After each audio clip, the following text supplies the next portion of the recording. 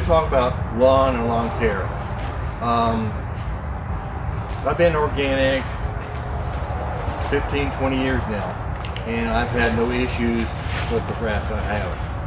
We have a mixture of St. Augustine and Bermuda, and Bermuda is not wanting to die because of St. Augustine just cannot kill it. So the best thing to do is just work with what you have. Anybody have a new lawn going in, or you have established lawns?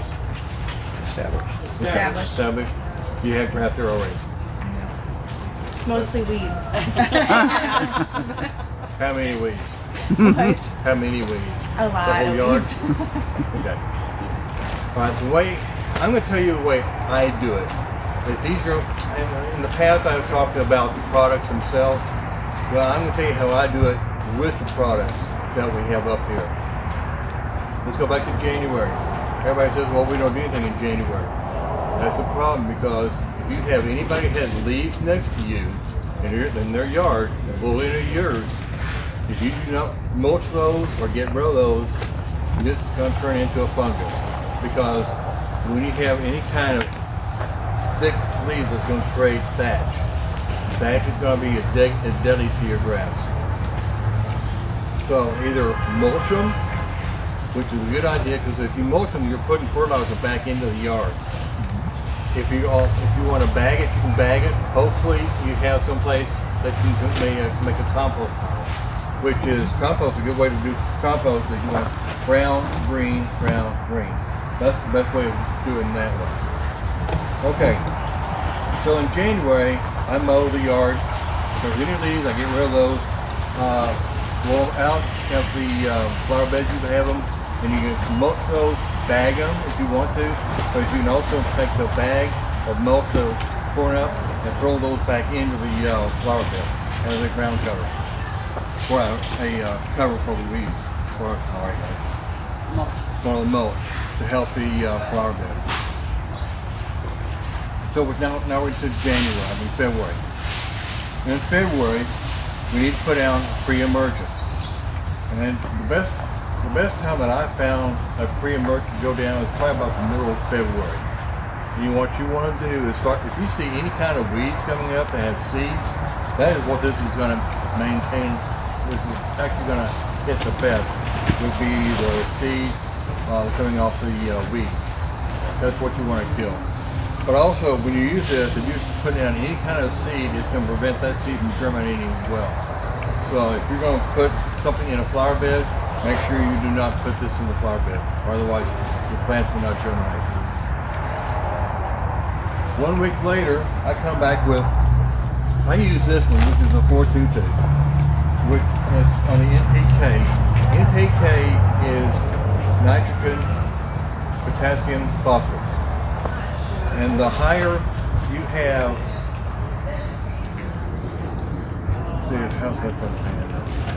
you do not want to have a high nitrogen.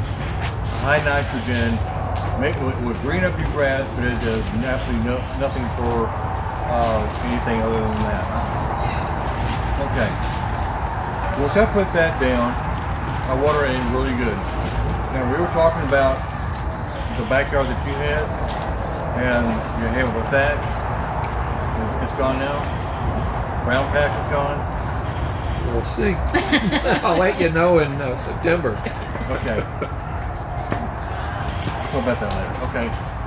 Once I get into March, I've already so I have fertilizer. I put down the pre-emergence. I have put down the fertilizer. March, you're in the same boat. If there's any leaves that are coming in, get rid of those, mulch them or whatever. If you start seeing weeds that the pre-emergence did not get, okay, I'm particular. My wife doesn't like it, but I use vinegar. I don't use not store vinegar, but horticultural vinegar. And what you do is you mix it with 1-2 ounces of Dawn in a spray applicator. Preferably RT, one of those that you get at stores. Get the toilet roll, put it on the weed, and squirt it down the toilet roll. That way there's no overspray. Okay. because you're worried about especially in March with our wind. Right. So, okay, we get to May. I fertilize my yard 4 times a year. Starting February, June, August, September, and then back in February. So it's just anything that's organic is really good for your yard, but it's going to take time for it to get into your yard. If you've used chemicals in the past, it's going to take a while for the chemicals to leach through and get through the system grass. When I get through, okay, if you have a grass that's not really green, you probably need some iron. If you need iron, green sand would be a good application. But do not put it in your spreader because it's not going to work. Yes. Before we get too far into the summer, I wanted to ask you about thatch. Yes. We have St. Augustine, and we cut our yard pretty tall through the summer to keep water control and some weeds and so on. So this time of year, it's all brown. It's a lot of thatch. Do you cut that back? St. Augustine has very little thatch. Bermuda has lots of thatch. Well, there's a lot of brown grass, I'll put it that way. The reason is because we have had very cold temperatures. It has put St. Augustine into a dormant state. It's going to be coming up. As soon as I've already got green in my yard. We do too, but little bits, you know. it's coming up. But there's a lot of tall brown from last year. I would not thatch it. I would just get a mower, bag it, and get rid of it. Would you get a little shorter cut for the spring and then go back to the longer? I don't. Okay. I know it irritates somebody in my household, like me, but no, I mow whatever. I mow 2.5 to 3 inches on the St. Augustine because it needs to be high. It needs to be high. Bermuda needs to be 1.5 inches, 1 inch, 1.5 inches. And if you don't have, my second question is, if you don't have very many weeds, very few, is it best just not to mess with the pre-emergent thing? No, because the second you don't put down the pre-emergent, you're going to have weeds. Okay, weeds come by next door neighbors, dogs, wind, birds. So, you might not have them right now, but if you have any of those that I mentioned, you will. Okay. All right. Well, those are my questions. That's good. But okay. Also, another thing that will help your grass is molasses. When you put molasses down, it's a sugar, which helps promote growth with the grafting. Anybody been to Hawaii? Okay. You know how nice and green it is there? What do they have that we don't have here? We don't have volcanoes. Yeah. Okay, lava sand is great for greening up grasses, anything in the flower beds. It works really, really well. On the fertilizers, I don't like to have anything on the NPK larger than a 6 on the nitrogen. If you look at some of the packages at some of these box stores, they'll have like 20-0-0. That it doesn't work. So a good one would be like the 624 or the 422. Those would be that's what I like to use. One advantage about the Texas tea versus the one that I use is you have a flower bed that's really good for plants. So you can open it up. I still open mine up to get in my wife's flower bed. But still, this one, if you have particular and you don't fertilize in the flower bed like she does, then this would be a good product for it. So that's for yard and flowers. This is for yard and plants, yes. This was pretty much just for lawn, which is what but my plants still love it. So what if you haven't fertilized at all yet? What should you do? Is it okay to fertilize now? Oh yeah. Okay. Oh yeah. I've already fertilized one. No. Since y'all have used the other stuff, the synthetics, I would put it down heavy. One thing about the organic versus the synthetic is you can put the organic down and you don't have to worry about watering it in right often, like that. Synthetic, you better water within 24 hours or you're going to have dead grass which is going to die. Because it has, like I said earlier, it has as many ingredients as salt. So organic doesn't burn. Organic will not burn. Organic will not hurt animals.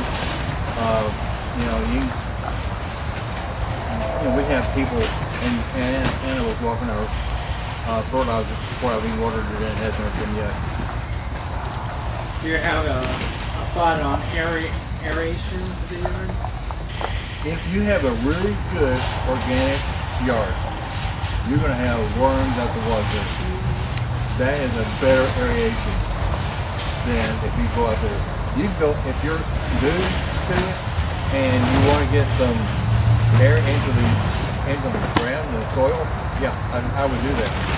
But I mean, I have worms this long and about this round in my yard. I don't have. Those are snakes. I wish I had snakes like that. I mean, garter snake. Oh yeah. Well, we've been organic for 20 years, so we probably have a lot of worms. We do have a good amount of worms, but nothing that big. How far have you dug down? Not that far. Okay. In the grass. No, I haven't. Flower bed. They'll be down about this far. Oh, Well, I know because when we make a new flower bed for her, yeah, we find worms. And I mean, we're talking long and round, big round ones. It's like, yeah. That's awesome. it is. And if you want, another thing that you can use also is worm castings. Worm castings are really good. One thing I can tell you also on worm castings, have you ever seen the worm casting? We Okay. use them in the If garden. you see a lot of those on the top of the soil, that means the worms are telling you your soil is not very good. Really? Yeah. Because they're coming up the air and they're depositing, then they're going back down. They're trying their best to improve the soil. So if you see that on there, that means that your soil's not very good. Now you mentioned getting leaves away from the grass. Is it okay through the winter to let leaves be up around the base of your plantings in your garden?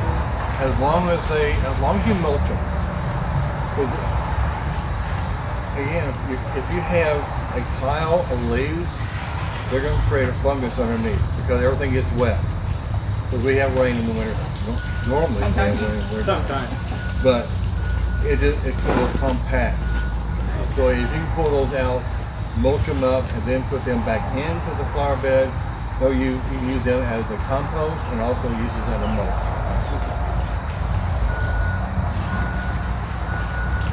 So we want to get back to mine. So in June, basically I'm mowing my yard. When you mow, make sure you don't go the same direction each time. Keep changing it up because you don't want the grass to grow one way. You want to make it move around some. July, same thing. You are maintaining. If you have Zoysia, 1 inch on cutting. Bermuda, 1 to 1.5 inch. St. Augustine, 2.5 to 3 inches. When you water, if you're not sure how much water you're putting down, get a tuna fish can, dump all the tuna fish out of it, put it in the yard, and turn your water on. When it fills it up, that's your 1 inch of water that you're supposed to put down in your yard.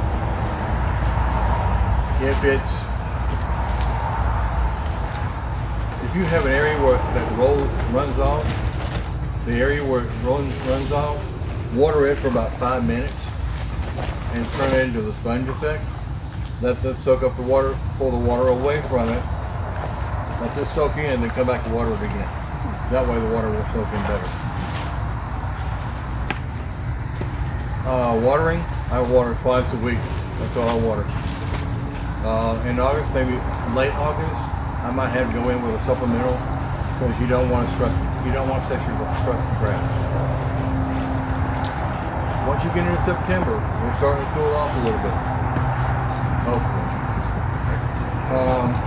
That's when you might start cutting back on your watering, your mowing. I know right now during the May, June, July, August, and September, I mow twice a week because my grass grows so fast and grow because of these products that I use.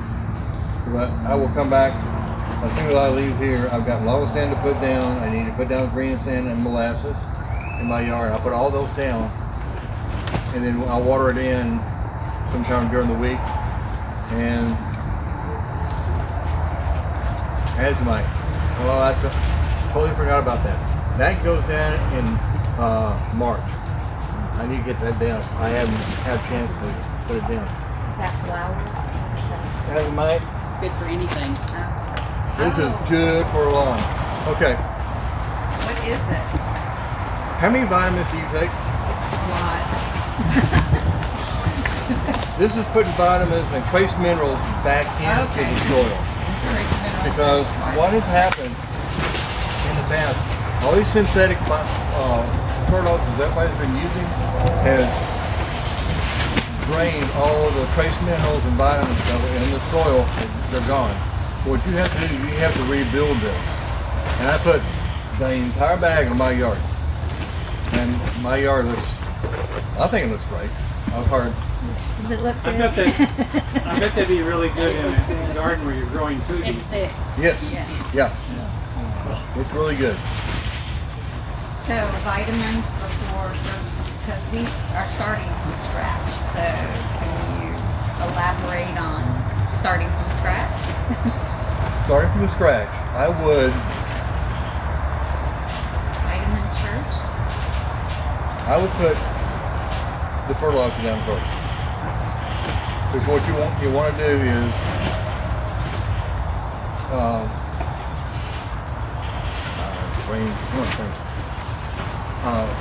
Feed the yeah, mycorrhizal fungi. What you want to do is you want to feed what's in the soil, and when you feed the soil feeds the grass. So and it creates the mycorrhizal fungi. And if you look at a cross, if somebody cuts out a piece of soil and there's a plant here and you cut this, you'll see a lot of fungi. And those are little tiny there's think of it now. Root system. Thank you. Roots. And that is what is going to feed your plants. So now we're in September, right? September. So, sorry. There's a picture in yours. I said it's astroturf. There you go. Thank you. I think this lady had a question. This might be a silly question, but No since question. I've never done any of this before, like how do you like physically lay this stuff down? Like how thick do you lay it down? Like how do you just pour it out? You can either get a drop spreader, which will take forever, or you get a rotary spreader. And Somebody will actually tell you, I'll tell you. they should what number you should put it on. You have a fertilizer, yeah, it'll tell you what number on it, and the bag will tell you how much to put in. In most cases it will. Some cases, normally I will look at it. Yeah, this one does 10, 10. 9, 12, depending on Depending on the fertilizer you're spreader you're using. what type of fertilizer, what type of machine. What? Yeah, if you I have was gonna say a. I'm not using anything. Yeah, what type Another- of machine you have, it tells you what. Another thing you can do is also just look at it when it's coming out. Just put your hand back. You want a large coverage of the fertilizer. If you're first starting out with the fertilizer, you might want to go very heavy to get it started up. I would go with that. I would go with lava sand. I'd go with molasses. That would be the three plus the azomite. So Portland. And azomite is really good for plants, also.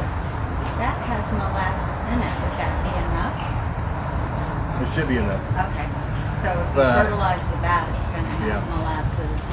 So that's the reason why. See, my issue is I got hooked on this a long time ago, and I don't like to change. I don't want to change. I don't. And it stinks.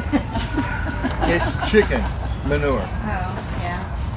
So, and if I ever have to buy this, I have to bring my truck.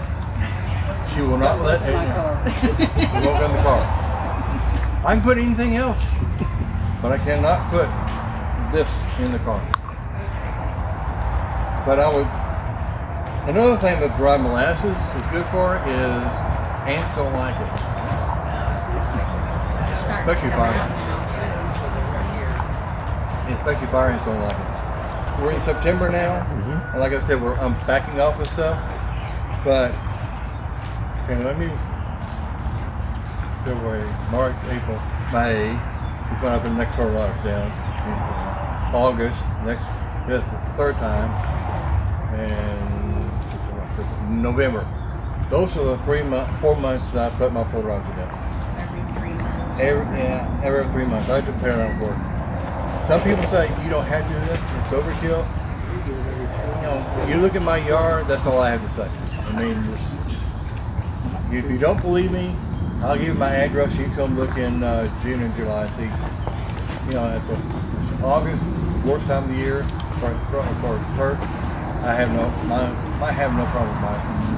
So if you have good soil, you're going to have good grass. The key is you need good soil, because if you're going to have good grass, if you want to have green grass, you can use a 20-0-0, and you're going to have really beautiful grass. The problem is it's not going to last. You're going to have issues with chinch bugs. You're going to have problems with brown patch, because there's nothing there that's actually sustaining the grass. You're just greening it up. And if that's what you want to do, that you can do that. But it's not going to last, and you're going to have problems. One thing that irritates me is if you go to a box store and you're going to see weed and feed. It sounds great, right? Okay.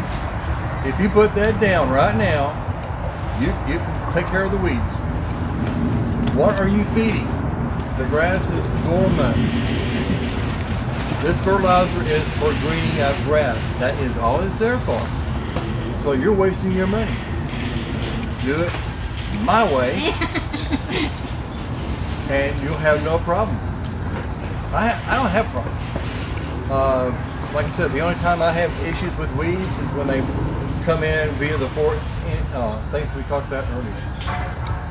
And I will say, after putting down the prevention of the corn gluten, the weeds are easier to control just by pulling by hand.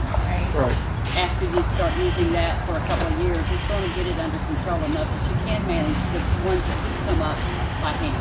So it's going to take a while. Don't get impatient. Don't get impatient. It's going to take you at least 9 months.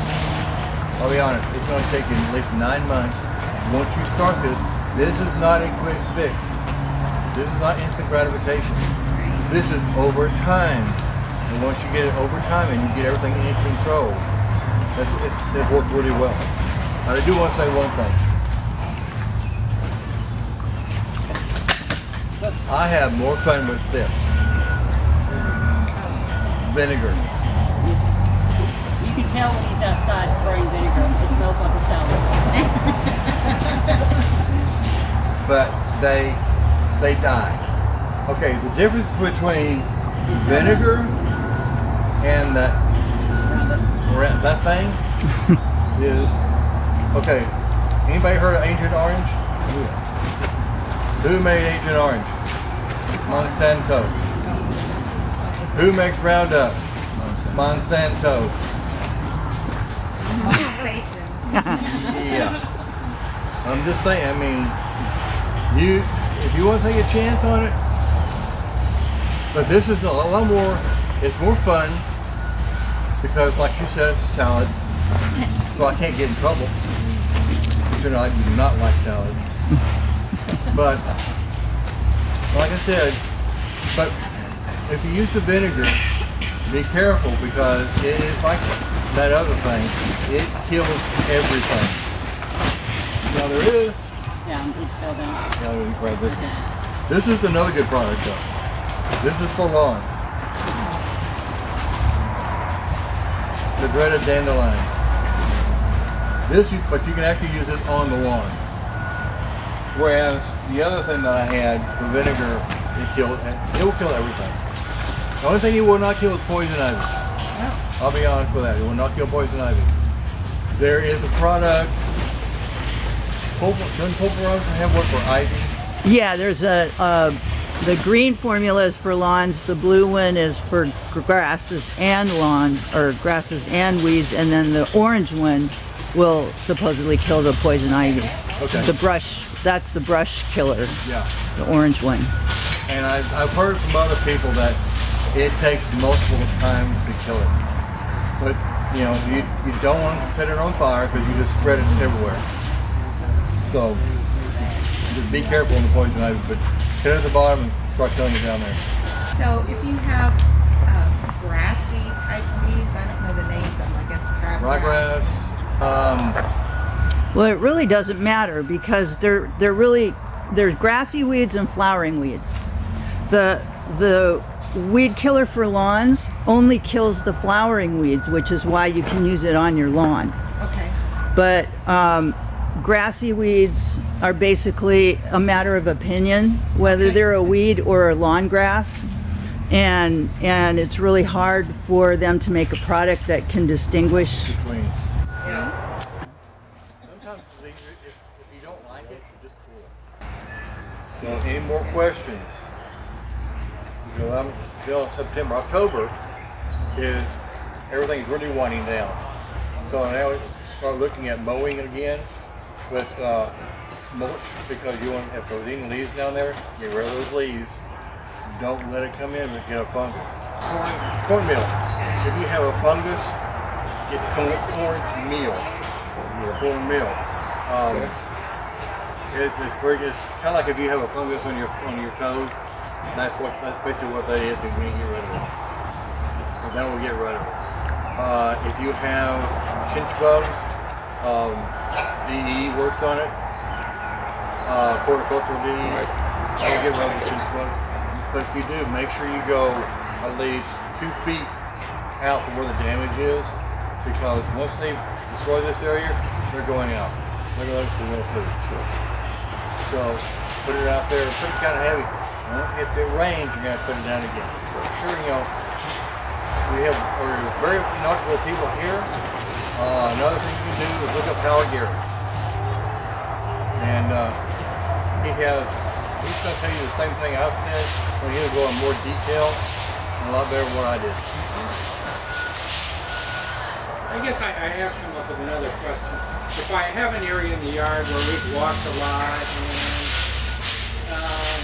the grass isn't very strong in that area, in addition to fertilizer, is it good to put some rich soil, kind of sprinkle it in? Like compost. Compost works.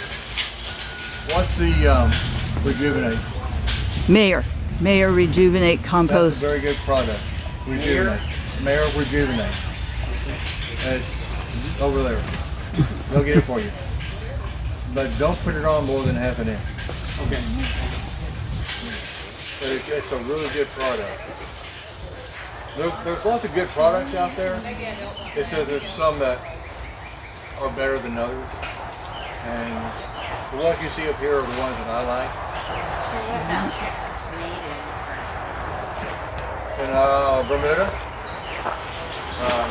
For the shade. For the shade. Ground cover. Like that? What kind of brown cover? Fescue does better in shade, but that would be the only other That thing. would be it. But then y'all have three grasses. Then you have St. Augustine, Bermuda, and Fescue. Fescue's really nice. But It dies in summer. Yeah. Yeah, and it's going to look different from the rest of your lawn Yeah. too. so you could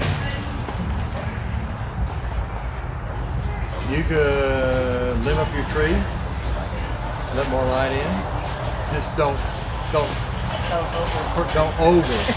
You know, yeah, don't make the tree look terrible. If it, He does a good job. you know, sometimes if you're not We've got sure, 25 yeyears invested in these trees. We're not going to butcher them. yeah. And if you're not sure about something, call an arborist, a true arborist. Right. Because you know, trees are gorgeous. It takes a long time for them to get to where they're at. Once you've got them established and they look good, don't mess with them.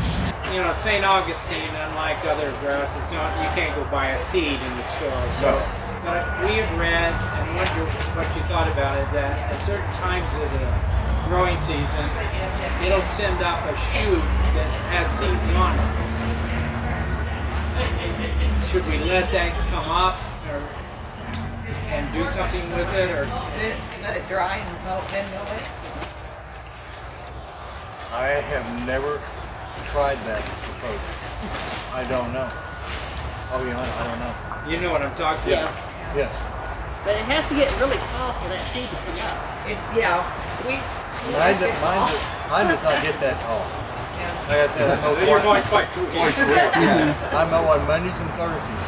Because if I don't mow on those days, my grass will go from this to this. And we've also read that you're not supposed to mow when your grass is wet. No. You'll rip up your all grass. these lawn companies.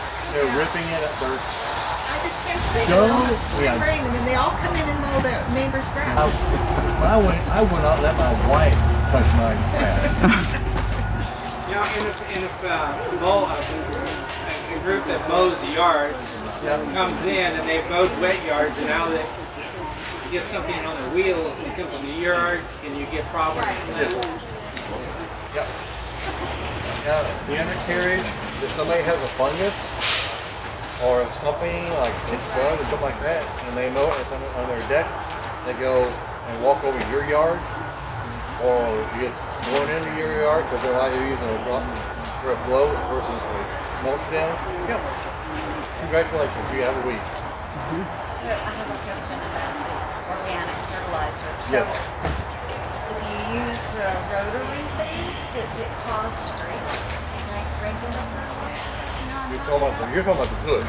Yeah. Not the hand, yeah. Well, does the hand one cause it? That depends Overlap. on where you put it. Yeah. You want to overlap hand retention. You'll find out how, when you're looking at it and you can see how far you're throwing it, then you want to overlap it just a little bit. And you want, this is not going to streak at all. At all. You're going to have green grass. If you use synthetic and you put it down and you water that certain area, yes, you have patches. That would be dead. I will tell you a story. We used to have Scott's fertilizer before we went organic, and one time they came and fertilized, and they dropped a big pile of fertilizer in my yard and left it, and it killed it. Yeah. We went the next. You're fired. Yeah, they got fired immediately, and that's when we started going and researching organic and doing it ourselves. Since I don't work here, I can say this. This is the best place to get organic fertilizer. This is the best place to talk to people. So, I'll tell you right now, find Matt, he's really good, or Joyce, or Jim. And everybody else here is good, but those are the three that I would say I would talk to. And especially when she's on the phone. It's so much fun. Any pros or cons on going from a gas-powered mower to an electric mower? The only issue I would have is I'm not sure the electric mower mows high enough. Okay. I haven't messed with them. Yeah, I'm totally, if they have one, I would love to have that versus Because you're gas. not breathing in the exhaust. Yeah, Yeah. I agree. But if you go to the store, look for one that is, you have St. Augustine, it's got to mow at least 2.5 to 3 inches. If it doesn't, you got to run your grass. I've looked at them. They do typically go pretty high. Okay. Yeah, I would have no problem with it. This St. Augustine can be thick. You know, you mow, when I mow twice a week, it's not, even when I mow, you know, the next time, it's still going to get high and thick with what I do. So you're pruning, basically. You're pruning the grass so that it spreads out. Yes. And you mulch, or you mulch all summer. I mulch and all. Even in the winter when I get ready to mow, she wants me to bag it. I won't. It's my lawn. I don't tell you what to do with your plants. You don't tell me what to do with my lawn. We'll pray for you.